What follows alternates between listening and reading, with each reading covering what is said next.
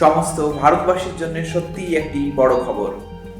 জাপানকে পেছনে ফেলে চতুর্থ বৃহত্তম ইকোনমিক্যাল দেশ হিসাবে পৌঁছে গেল ভারতবর্ষ। যদি আমরা র্যাঙ্কিং দেখি তাহলে জাপান ছিল চতুর্থ বৃহত্তম ইকোনমিক্যাল কান্ট্রি, যার টোটাল জিডিপি পরিমাণ ছিল 4.1 ট্রিলিয়ন সামথিং। বাট ভারতবর্ষ এবছরে জাপানকে পেছনে ফেলে প্রায় 4.19 এর আর একটু বেশি ট্রিলিয়ন ইকোনমিক দেশ হিসাবে পৌঁছে গেল।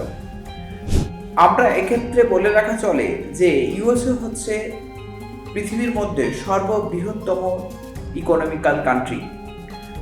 ইউএসএ এর টোটাল ইকোনমির পরিমাণ $31.19 ট্রিলিয়ন এবং এরপরেই সেকেন্ড পজিশনে রয়েছে চায়না, যার টোটাল ইকোনমির পরিমাণ 19.25 ট্রিলিয়ন এবং তারপরে থার্ড পজিশনে রয়েছে জার্মানির টোটাল ইকোনমির পরিমাণ $4.74 ট্রিলিয়ন এবং তারপরেই এবার পৌঁছে গেল ভারতবর্ষের টোটাল ইকোনমিক পরিমাণ, জিডিপির পরিমাণ হচ্ছে $4.19 ট্রিলিয়ন এবং যদি এইভাবে ভারতবর্ষের গ্রোথ রেট চলতে থাকে, ভারতবর্ষের জিডিপি গ্রোথ রেট এখন 6.20% 2025-26 জন্য, এবং এইভাবে যদি গ্রোথ রেট চলতে থাকে তাহলে 2028 মধ্যে ভারতবর্ষ কিন্তু জার্মানিকে পেছনে ফেলে পৃথিবীর মধ্যে তৃতীয় বৃহত্তম শক্তিশালী ইকোনমিক্যাল দেশ হিসাবে পরিগণিত হবে।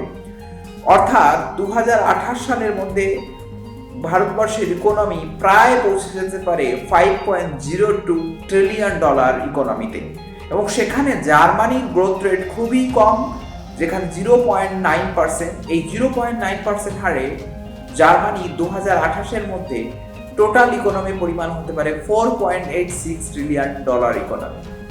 অর্থাৎ ভারতবর্ষ 2028 মধ্যে পৃথিবীর মধ্যে তৃতীয় বৃহত্তম ইকোনমিক্যাল কান্ট্রি চায়না পরেই অবস্থান করতে পারে।